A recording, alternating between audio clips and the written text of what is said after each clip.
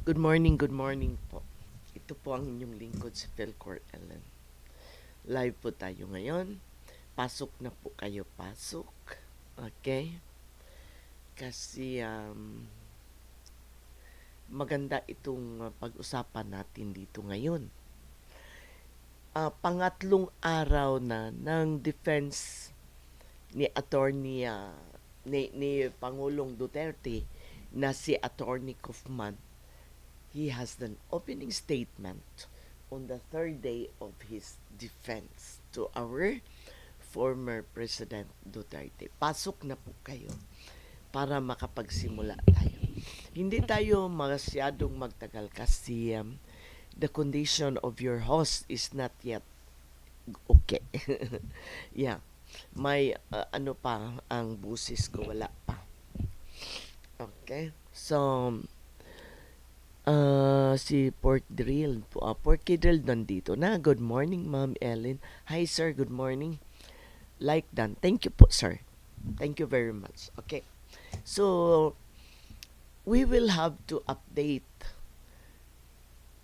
this statement pang tatlong araw, third day na, ni Attorney Kaufman. Tingnan natin kung mayroon bang magagawa ang kihante dito. Okay? Si Mr. Porky Trill, Philippines, Duterte pa rin. Tama ka dyan, sir. Duterte pa rin ang kailangan natin para asinso or maprotektahan ang ating bansa sa mga magnanakaw, kriminalidad at drug addicts. Okay? So, pasok na po kayo para mapakinggan natin itong third day statement ni Attorney Kaufman dito. Okay? Si Porky Drill pa rin. Ang galing ng defense ni Kaufman. Oo, very good. That's why gusto kong mapakinggan din dito sa atin para malalaman din ng mga kapatid ko dyan sa Pilipinas. Okay. So, ito na po, mga kapatid ko, pakinggan natin itong lawyer ni Pangulong Duterte. Hearing diyan sa ICC. Sasagot na ho itong si Atty. Nasa administrasyon ni Marcos Jr. sa kaban na sa NGOs reporting on his case today report anything about the defence's submissions, I hope that they will at least communicate the following faithfully. Yeah. The defense does not disrespect the soul of any deceased person, Yeah. nor does it make light of the loss of life. Any criticism made by us today will not be leveled at the loved ones of those such as the tearful relative who I saw in the gallery here on Tuesday. The defence's criticism will be confined only to the prosecution's document containing the charges, which governs these proceedings, Nako, not what has mabigat been ito. reported elsewhere in the media. Dito pa lang sa mga parang disclaimer nitong si Atty. Kaufman, bloodbath ho ito mga kapubayan. Okay, para sa mga mainstream Alright, media, so ha? dito na po si Attorney Kaufman. Tingnan natin kung gaano siya seryoso sa mga pinipresenta niya dito. Okay, si Porky Drill pa rin. I hope the Kaufman will win this trial. Yes, hopefully, we pray hard for that. And Mr. Porky Drill pa rin, bring him home, Tatay Diggs. Oo po. Yun ang pinaghihiling natin sa Panginoon. Okay, tuloy tayo. The defence's role is simply to persuade your honours that Mr. Rodrigo Duterte should not remain in detention for years to come simply because the prosecution cannot make out substantial grounds to believe that this individual committed the crimes with which he is charged. Now, Mr. Julian Nichols confidently said the other day that you can ignore Rodrigo Duterte's speeches. Disregard every speech ever made by Mr. Duterte, he said. Throw them all out. There is still ample evidence of the substantial grounds based on the other evidence. That's transcript T4, page 45, lines 5 to 6. Helpful advice from no less than the day-to-day prosecutor in charge of this case, because we will show that the evidence is not substantial, rather totally inadequate. But in any event, since I can leave no stone unturned, I now turn to those speeches. Now, if there's one thing that I've learned from the domestic media coverage of this case, it is that journalists and their editors have a tendency to fixate on the salacious elements of a person's speeches while ignoring the less interesting parts. And so it was with Rodrigo Duterte. The prosecution has had its opportunity to show you a selection of these speeches and seems to believe that the more they show, the greater the chances of convincing Your Honours to confirm the charges. But what the prosecution has not told the public is that in its document containing the charges, which governs these proceedings and nothing else, it has only supplied 20 of these speeches as proof of criminal intent. And as I mentioned in my opening statement, 10 of these speeches, including 2 referred to by the deputy prosecutor, actually contain an exhortation to the use of lawful self-defense. Thereafter, we found a further 35 speeches, which will be found at tab 9, 11 to 26, 29 to 35, 37 to 41, 43 to 46, 137, and 152. Now, this is obviously not a competition. The point we really merely wish to make is that relying on the former prosecutor's speeches as a means of proving criminal intent is impossible. Now, I'd like to go back to that one speech which I promised the other day to show you. This is a speech, the second speech that the deputy prosecutor referred to in his opening statement. 결론부터 말씀드립니다. 저 이 구전죽염 먹고 가래, 염증, 독소, 녹을 싹 닦아내버렸습니다. 내일 차이. And this refers to the responsibility that Mr. Duterte said that he would shoulder, promising to shield rogue officers from prosecution. If we may, the first of these speeches, and I quote what the deputy prosecutor read from this speech. So that police is under the DILG. So I have to believe the story of the police, for simply, they are my subordinates, and I am ultimately responsible for their deeds. Now let's look at what the deputy prosecutor didn't state from the same speech. Yeah. And the order is simply this: go out, arrest them if you can. But if there is no peaceful method of doing it and you are presented with violent resistance, thereby placing your jeopardy in your life, you shoot, well, the son of the bitch. Mr. Duterte's language, obviously, but nevertheless an exhortation to lawful self-defense. Let's have a look at another one of the prosecution's speeches mentioned in their pre-confirmation brief.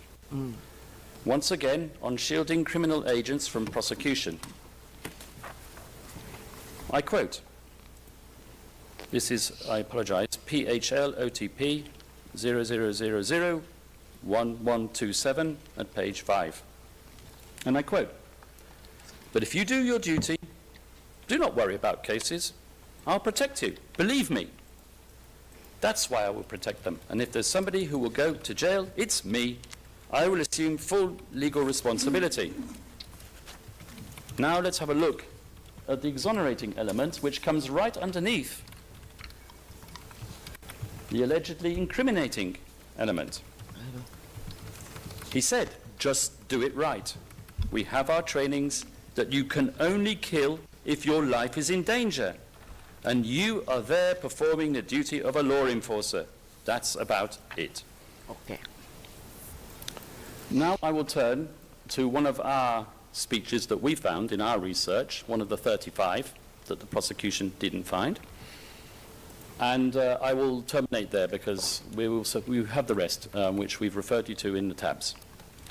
So this is an exonerating speech which the prosecution either missed or ignored because it doesn't suit its case. And it was a speech which was made right at the start of the presidency, which could be seen as setting out the standard for his presidency.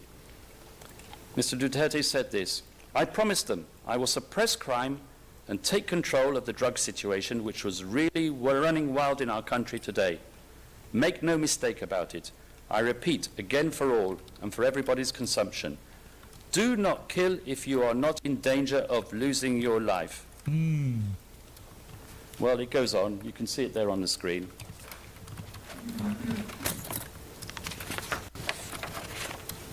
Well, of course, the prosecution knows that we are going to argue that many of these speeches, in fact, the majority of these speeches, I would say, contain this exhortation to the lawful use of self-defense. And the learned counsel, Mr. Edward Jeremy, for the prosecution, tried to get around the problem by inventing the novel concept of the elastic mouth, which out of one side emanates the nasty truth, while out of the other side issues the supposedly disingenuous advice for the police to act in self-defense. But I ask your honors and the people of the Philippines listening in today, how many times did you hear the former president state at the beginning of any address that he had the speech of 2 pages prepared, but to his regret, it didn't come from the heart. And then he would proceed to speak at length, sometimes for an hour or more, in his own uniquely colourful and crusty language, exposing his homespun theories on crime control, swearing a bit here, boasting a bit there, and generally delivering a speech more akin to Finnegan's Wake than a Gettysburg Address. That does not suggest crafty design, hinted at by Mr. Jeremy, quite the opposite. Mr. Jeremy's resort to the say one thing, mean another thing theory is complete supposition. It is not a legitimate argument, because it implies that one cannot rely on anything coming out of Mr. Duterte's mouth, and that does not help the case for the prosecution at all. Well, that's about it for the speeches. I'll now turn to crimes against humanity and the contextual elements. And here I would like to start off by addressing the requirement that the acts of murder alleged be committed as part of or in themselves constitute a widespread or systematic attack. The second requirement is that these acts of murder be directed against the civilian population. With respect to the unique ICC requirement of an organizational policy, I would suggest that this concept has been conflated with the common plan, and as such, I shall address the matter later in my submissions. So, to start by reference to the widespread or systematic nature of the attack, I would like to draw your honour's attention to the fact that Count 1 contains 9 incidents of murder in one city, Davao, hardly widespread. Ms. Robin Croft, in her submissions yesterday for the prosecution, Tuesday, told you that the widespread nature of Count 1 was evidenced by the multitude of bodies in a quarry, a mass grave. Well, the prosecution and the authorities in the Philippines have had years to continue its investigations since the judicial warrant was reimposed. I mean, they could have dug up the entire city of Davao, but all they have managed to bruise the prosecution on the matter is a reference to Leila de Lima in a Senate committee where she talks about the discovery of a few human remains which could have belonged to World War II Japanese soldiers. The same goes for another witness's outlandish assertion that bodies were thrown into the sea off the coast of Davao. Well, the whole Gulf could have been dredged, but not one executed corpse has surfaced. Aray ko. As for counts 2 and 3, Ms. Croft showed us some maps with coloured dots to indicate the magnitude and geographical spread of what the prosecution alleges, without, of course, proving that they were extrajudicial killings not countenanced within the 49 incidents. Indeed, for this reason, there is nothing to link the charged incidents, those 49 incidents, to the wider picture. According to the appeals chamber, which confirmed a pre-trial chamber ruling on the matter in Bagbo, filing number 432 in the case record at paragraphs 35 to 36, any factual allegations outside the charged incidents, in this case masses of generically alleged extrajudicial killings, must be proved to the required standard. And for this, NGO reports, academic statistics, and media articles are, as a rule, considered insufficient. Ms. Croft also screened images taken from the Duterte administration's PDEA report for the years 2016 to 2019, if we can pull that up now, which cite figures of the number of deaths of drug personalities in anti-drug operations without proving that they were illegally murdered. But she neglected to contextualize these numbers by reference to other parts of the same report which show that in comparison to the number of arrests and operations conducted, the number of deaths are minimal. Please, if you will, show a bar chart that we have helpfully prepared with the figures. 이상한 과학의 나라 에이스. 꽤 오래전 것 같은데 왜 시간이 그대로지? 에이스에선 시간이 And a pie chart with the percentages. So, if I may just conclude, the only thing that is widespread here, or rather spread wide, is the utility of the prosecution's statistics. Now, turning to the civilian population, or the target of the attack, let me say straight away that the prosecution case theory, with respect to the definition of the targeted population, is, to put it extremely politely, muddled. In layman's terms, the prosecution has hedged its bets by presenting two alternative propositions, hoping that this pre-trial chamber will settle for one of them. From paragraph 17 to paragraph 20, inclusive of its document containing the charges, the prosecution argues that Mr. Duterte launched an attack on the entire population of the Philippines, pursuant to a policy to neutralize persons perceived or alleged to be engaged in crime. In paragraph 21, however, this so-called attack is directed not against the civilian population at large, the whole population, but rather against a considerably smaller and nebulous margin of society, namely the alleged criminals themselves. Let us start by dealing with the first scenario, namely that the former president, whose loyalty and love for his country is and has always been beyond question, launched a wholesale attack on the whole population of the Philippines, on the entirety of his nation, including the very same people who put him into power. Such a suggestion is not just incomprehensible, it is quite bizarre. The reason for this rather strange assertion, so I submit, is grounded in the prosecution's latest brainstorm on the matter, which it set out last year in a brief appealing a decision of this very same pre-trial chamber in the El Hishri case. And I do apologize in advance for the rather dull expose which will follow, but I do find it instructive to illustrate the chameleon-like nature of the prosecution's case theory. In this instance, Your Honours found that the civilian population attacked by El Hishri comprised prison detainees professing a certain political ideology. In so doing, Your Honours declined to issue an arrest warrant for El Hishri, where the victims of his crimes had been detained for totally unconnected and non-political reasons. Now, you might ask yourselves, why did the prosecution decide to appeal this decision? It was not as if it had been denied the arrest warrant for El Hishri that it had sought. Well, a key to the answer, so I believe, is to be found in the chronology of the events.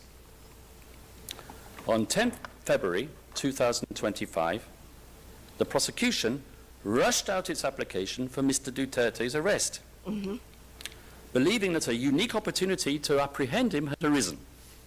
Halo po. In this application, the prosecution defined the attack perpetrated by Mr. Rodrigo Duterte as being aimed at the entire population of the Philippines. Let us now fast forward to 10th July Okay. 2025. The pretrial chamber, this same pretrial chamber, ordered the arrest of Khalid al-Hishri for an attack on an objectively identifiable civilian population of detainees, while finding no justification to suspect him of crimes committed against a discrete subsector of that population, exhibiting characteristics distinct from those of the general population. Well, as you can guess, the prosecution didn't like that decision and hastened to appeal it. Not, I would suggest, out of any true concern for the purity of international humanitarian law, but rather because it put a spanner into the works of the Duterte case. That is, the only other active case that is his prosecuting before this case, before this court. After all, if we apply the resulting logic of Your Honour's decision in al-Hishri to the prosecution's case theory in the Duterte case, at least as it stood as of 10 July 2025, then alleged drug pushers and alleged criminals would be deemed a separate, subjectively defined subgroup of the general Filipino civilian population, displaying different characteristics and, as a result, excluded as targets of the attack. So, 8 days passed between this decision of yours, Your Honours, and the notification of the confidential version of the prosecution's pre-confirmation brief on 18 July last year. And I'm prepared to wager that while beavering away with their attempt to appeal the al-Hishri decision, the gurus on the top floor of the Office of the Prosecutor were also frantically discussing how to deal with this inconvenient fly in their conceptual ointment. They had to think of a way to accommodate this pretrial chamber's ruling while not compromising their appeal. So, lo and behold, and rather unsurprisingly, the pre-confirmation brief contained a new feature, namely the second scenario to which I referred earlier, that the target of the attack was not the Filipino as a whole, but the suspected drug pushers and criminals. Now, even if the former president did promulgate an organizational policy of eliminating suspected criminals and drug pushers, which he most definitely did not, this policy did not and could not constitute an attack directed against a clearly definable civilian population. Firstly, the segment of society victimized cannot be said to display objective characteristics distinguishing them from other members of society and thus rendering them susceptible to an attack. After all, how does one define a suspected drug pusher or suspected criminal for the purposes, let us say, of count 1, where there were no HVTs or high-value targets or PRD lists or kill lists or what have you? It is not as if criminals have identifying features such as a shifty look or a 5 o'clock shadow or a sack marked swag. In other words, the definition suspected drug pusher or suspected criminal entails the exercise of discretion on the part of the perpetrator implementing the organizational policy. It is a shifting and mutable concept. It is a subjective determination. In our submission, there has to be, at the very least, an objectively discernible characteristic which unites the members of the targeted group such that they can be deemed a civilian population for the purposes of the attack. Leaving the determination of membership of a civilian population to the people who pulled the trigger introduces a degree of random selection, and as cited quite clearly in the Al-Hassan confirmation decision at paragraph 149, the prosecution must prove that the attack was not directed against a limited group of randomly selected persons. This ruling, Your Honours, was the expression of the law as it had stood for many years, ever since the decision authorising an investigation in the Kenya situation, where at paragraph 81, the pre-trial chamber defined a civilian population as a group sharing, and I quote, distinguishing features, and added as follows, and I quote again, the prosecutor will need to demonstrate to the standard of proof applicable that the attack was directed against the civilian population as a whole and not merely against randomly selected individuals.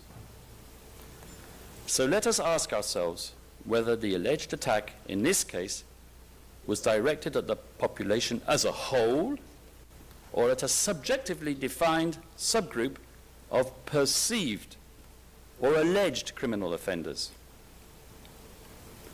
The minute the distinguishing features of the civilian population in question are defined through the application of subjective criteria, the targeting process becomes completely random. The targeted civilians are perceived criminals, but perceived to be so by whom? Is it not the case that one man's despicable criminal is another person's righteous saint? In fact, have we not heard from the civil society that many of the victims were not drug pushers or criminals, but innocent members of the local community? To me, and as a matter of logic, it would appear that the targeted population in the Duterte case was selected randomly, even according to the prosecution's own witnesses, who talk about quotas of neutralization that had to be met, and their motives for target selection, which had frequently nothing to do with suspected criminality, but rather personal vendetta, or on one occasion, just because the victim had cheated at cards.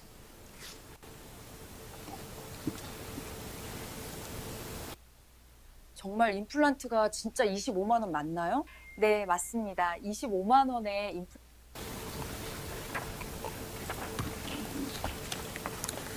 With that, Madam President, Your Honours, I conclude the chapeau or contextual requirements of crimes against humanity. And I will now turn to the modes of liability or means of perpetration. Now, I have racked my brain for many a month pondering one question. If Rodrigo Duterte was so shamelessly brazen as to broadcast his murderous intent in public ever since he was the mayor of Davao, why did it take the ICC prosecution almost 4 years to open an investigation after Rodrigo Duterte pulled his country out of the International Criminal Court?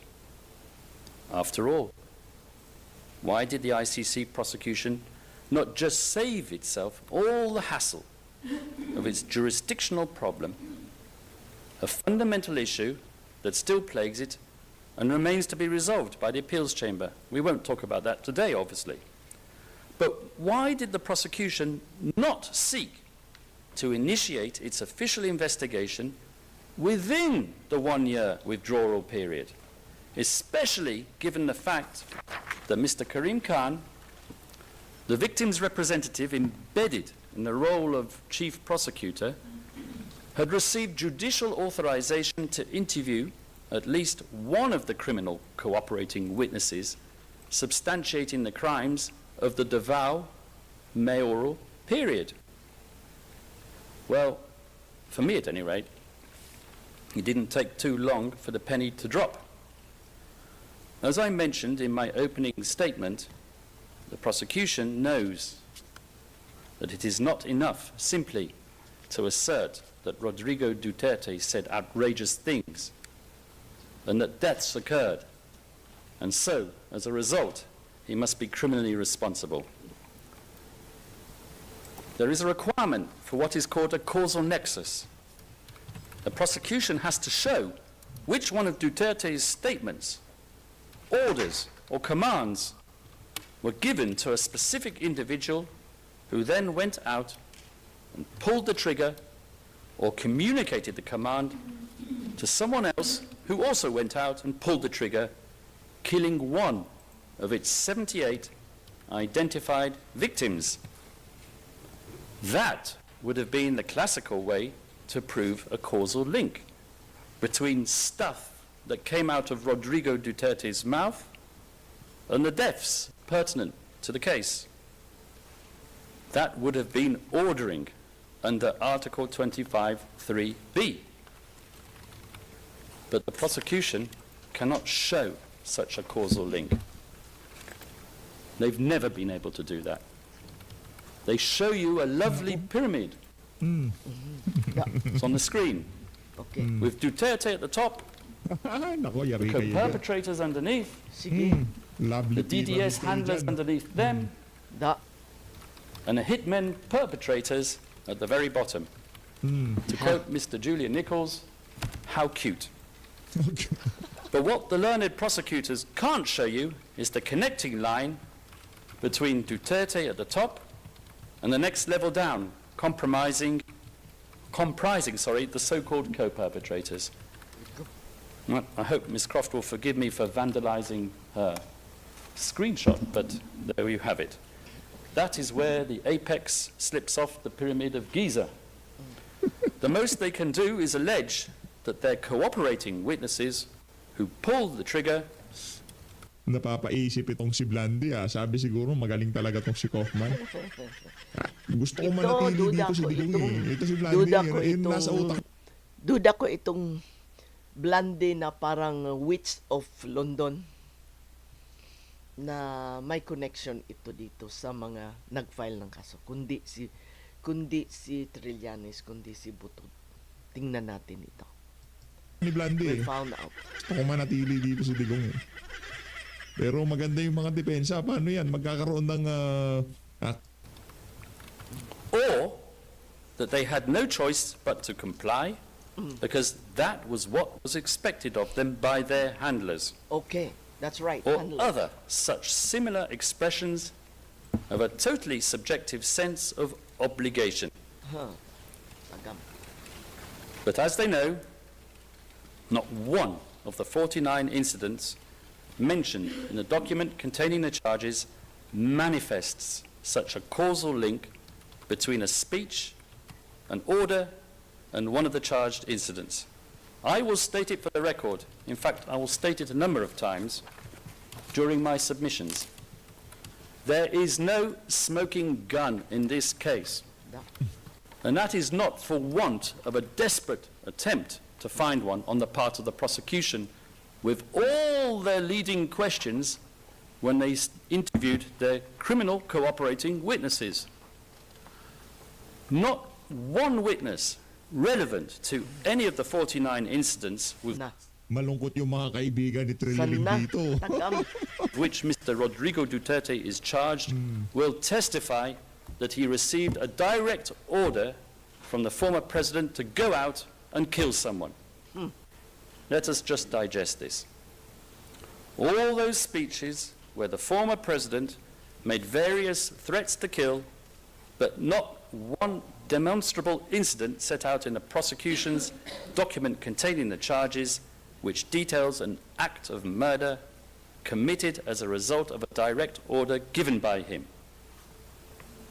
This, in and of itself, should be sufficient to convince any reasonable bystander observing the conduct of these proceedings that Rodrigo Duterte is innocent of these charges leveled at him.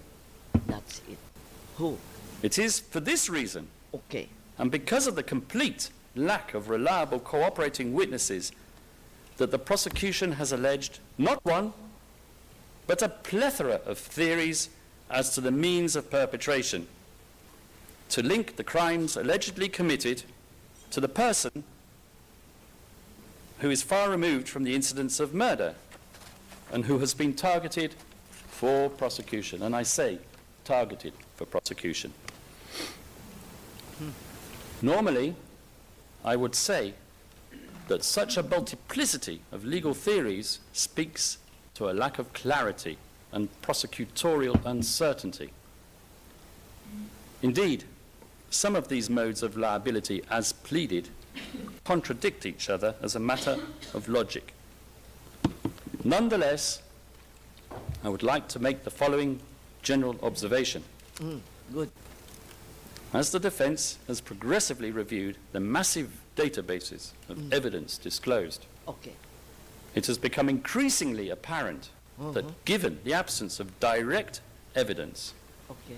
directly implicating Rodrigo Duterte or even indicating his participation in or control over any one of the 49 incidents alleged in a document containing the charges, the prosecution has resorted to papering over the cracks with human rights reports, press statements, hearsay, and of course, Mr. Duterte's bluster and political hyperbole.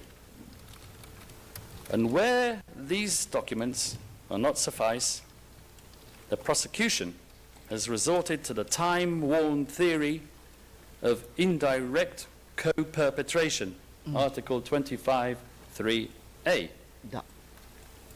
of which the parameters, I would respectfully submit, are still subject to dispute. So I will now turn to this mode of liability, which is the principal mode of liability leveled at Rodrigo Duterte.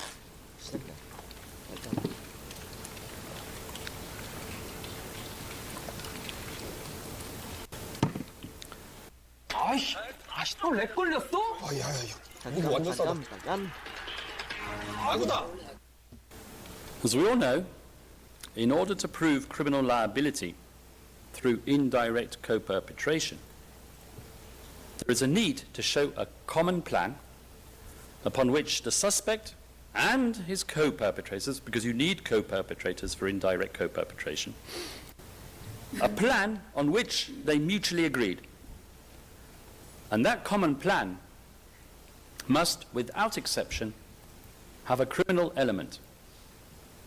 As I have already stated, the only plan in play was not just totally legitimate in nature, but was in addition wildly supported by the Filipino electorate, which ensured that Mayor Rodrigo Duterte's governance of Davao City throughout the years would thereafter put him into the Malacanang.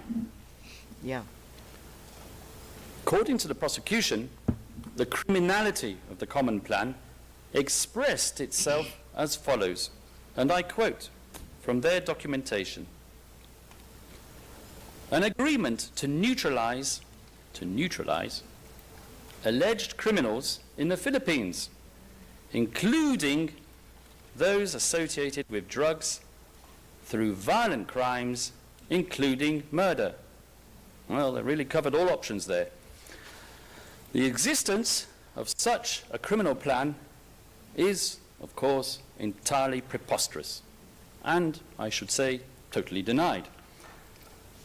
I would suggest that the prosecution cannot point to any particular point in time where there is direct evidence indicating that even two of their so-called co-perpetrators actually met to agree to such a preposterous scheme. As such, the plan cannot be described as common to anyone.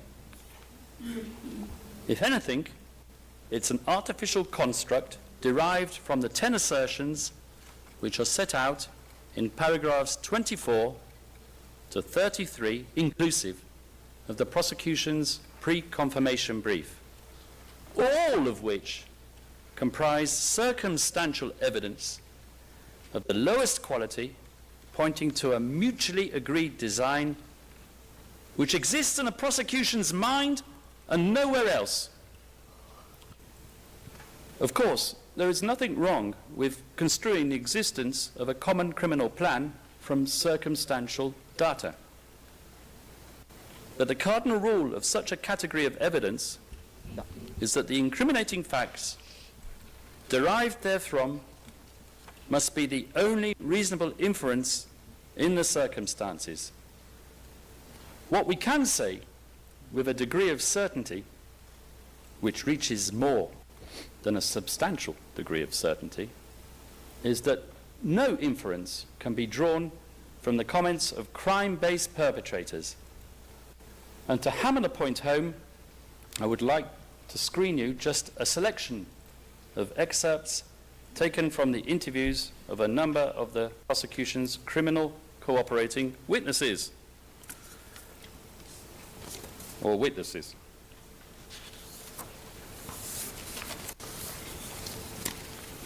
Where are they? Number one.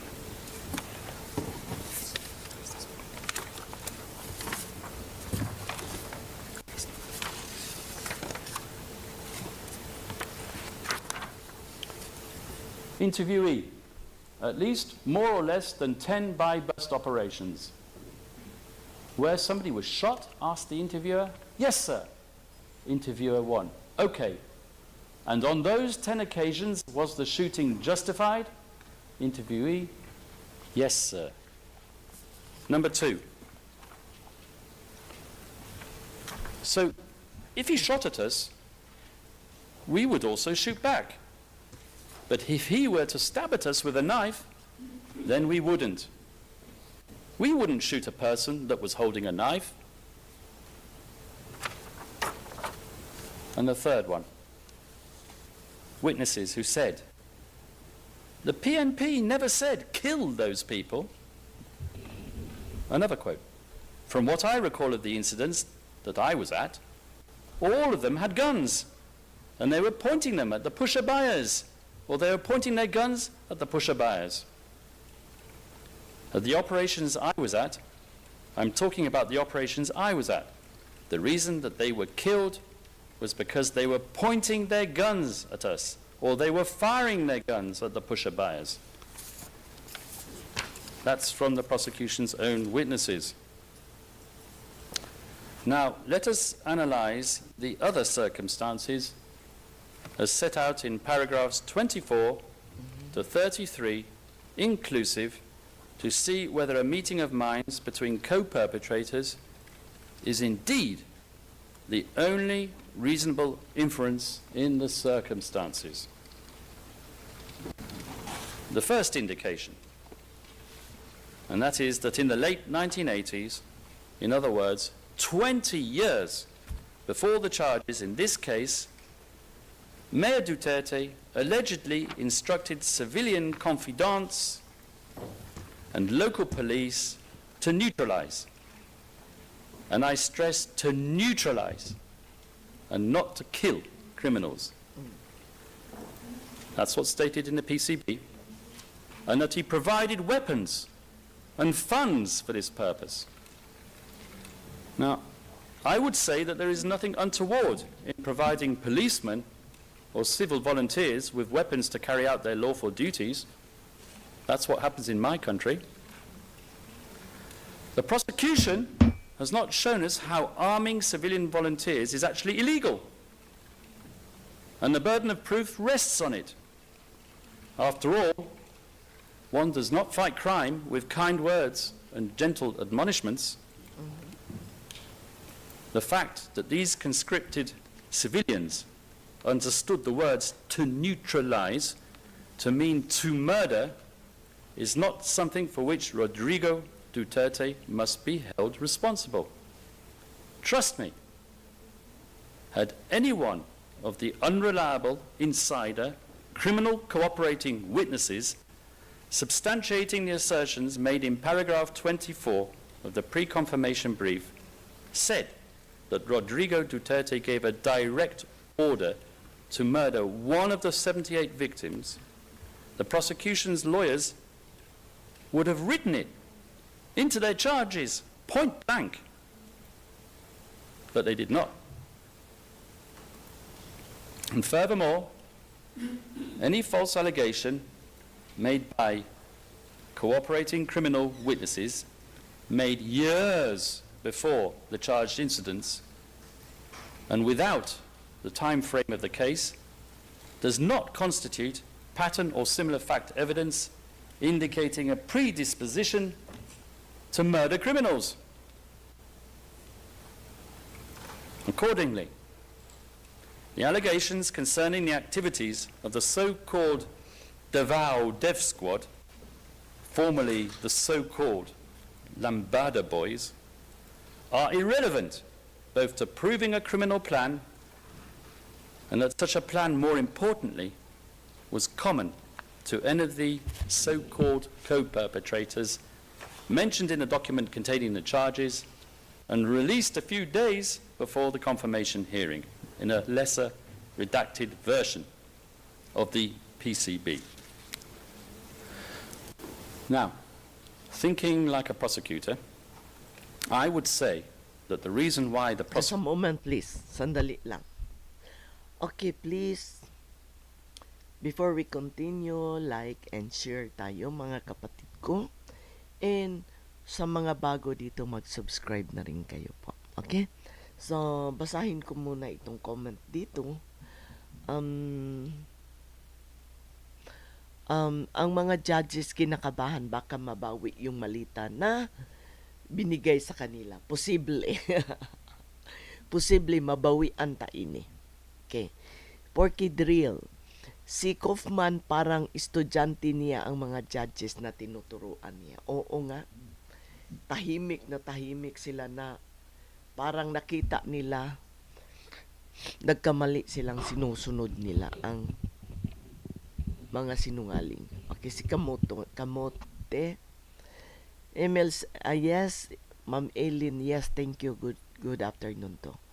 Si Orchidrel, shout out bro. Okay. Si Kaufman lang ang sakalam. Yan. Asiana D, BFF ni Butod si Cordapia long hair judge. Itong blonde hair. Posible kasi kinakabahan ng maayos. Alright, so wala na. Okay, patuloy tayo dito. Mag-like na po kayo dyan, mga kapatid ko. Like and share. Plus, kung hindi pa kayo nakasubscribe dito, mag-subscribe na po kayo. Tuloy tayo. prosecution has fixated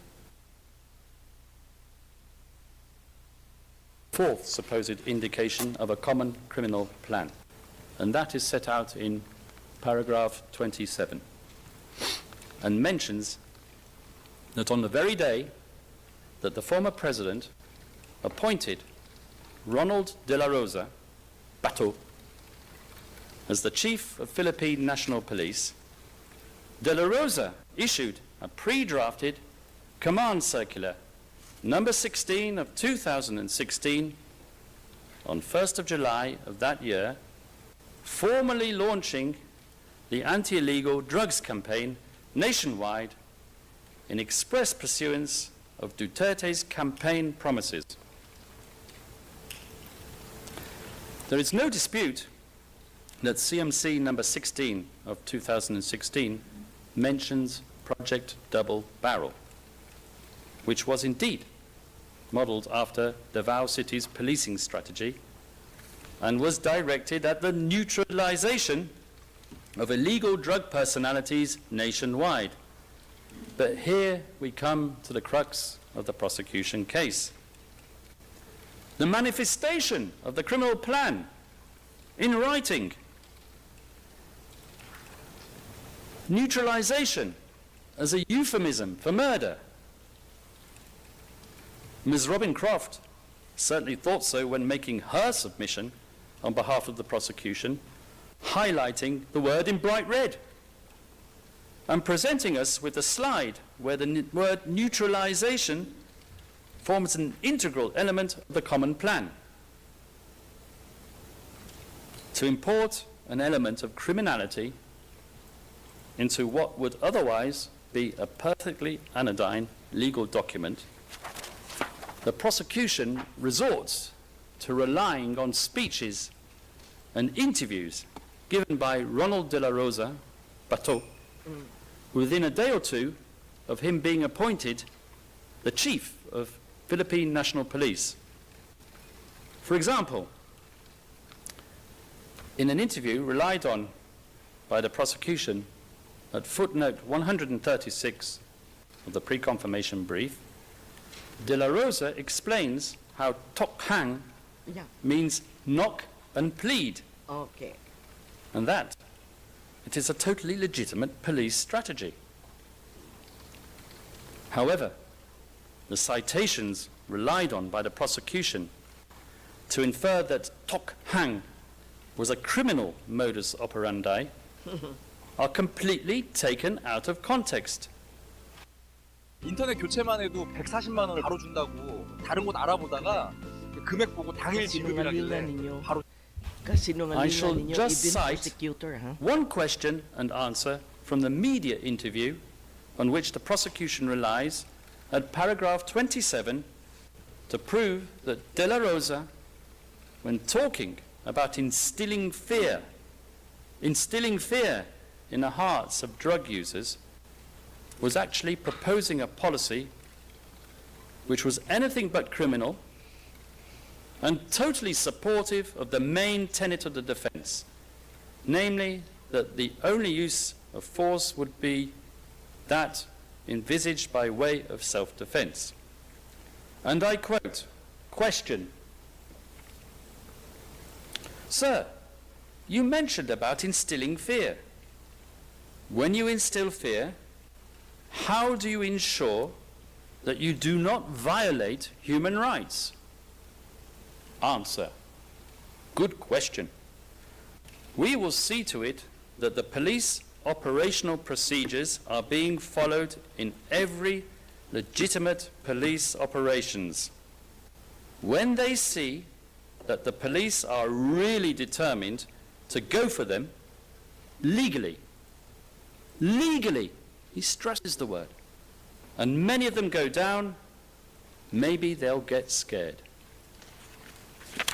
That's PHL OTP 000-16403 at page 13. In any event, what the prosecution has not told you, and what it has not shown you by way of its opulent images on the video screen, is that the supposed criminal blueprint set out in Command Circular 2016, number 16 of 2016, is totally negated by the content of the document itself. Let us take a look at paragraph 8E and F of the very same Command Circular, number 16 of 2016, which states quite clearly that all operations should strictly observe the rights of the accused enshrined in the Philippine Constitution, as well as international law and human rights.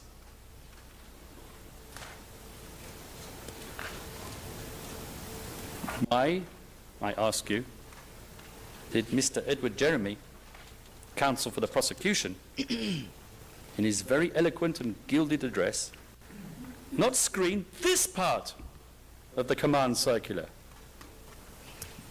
After all, this Command Circular, as elaborated by Ms. Robin Croft, was the very essence of his criminal common plan, in writing. This is the basis, so Mr. Jeremy stated, for the criminal agreement to kill high-value targets. And if that were not enough, the lawfulness of Command Circular 16 of 2016 was reiterated 3 weeks later on 22 July through the initiation and issuance of PNP Investigative Directive number 12 of 2016, which set out additional policies and guidelines in the conduct of double barrel. I think there, Madam President, if I may, we can take a break, obviously with your permission. Bien sûr, maître, je vous remercie, Kaufman, je vous remercie beaucoup. Thank you, counsel. Thank you very much.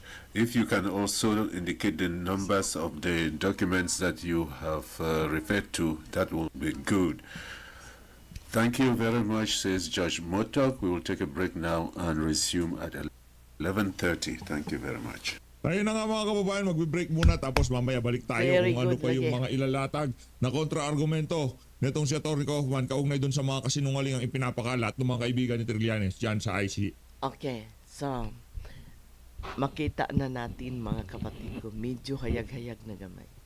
So they are going to take a break and then they will be back at 11:30 in the Hague time. And babalikan din natin ang presentation sa criminal charges ni Atty. Kaufman. Okay, magbabalik lang tayo mga kapatid ko. Alright, so let's say goodbye for a short time and then we will be back later. Yeah. ICC. ICI kasi ng IC. Palapano natin itong si Atty. Kaufman. Maraming salamat, Atty. Kaufman. Thank you very much, Atty. Kaufman. And magbabalik tayo sa next day. Okay. Thank you so much mga kapatid ko. Nandito, magbabalik tayo mamaya sa continuation dito. Maraming salamat.